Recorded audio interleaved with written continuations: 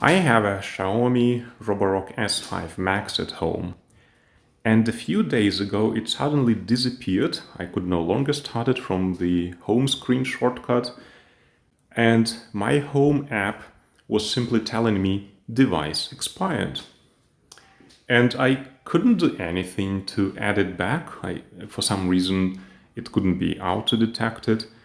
And today I have finally managed to solve the problem, and the solution is very easy, but still it wasn't obvious to me, so I've decided to share it.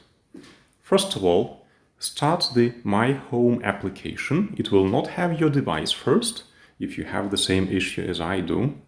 Then navigate to Profile, then click on Settings, and then simply make sure that the region selected is correct. For me, for some reason, region had been changed to mainland China, and that means a different server, and that means your device is not there anymore. As soon as I have changed the region to Germany, it started working for me.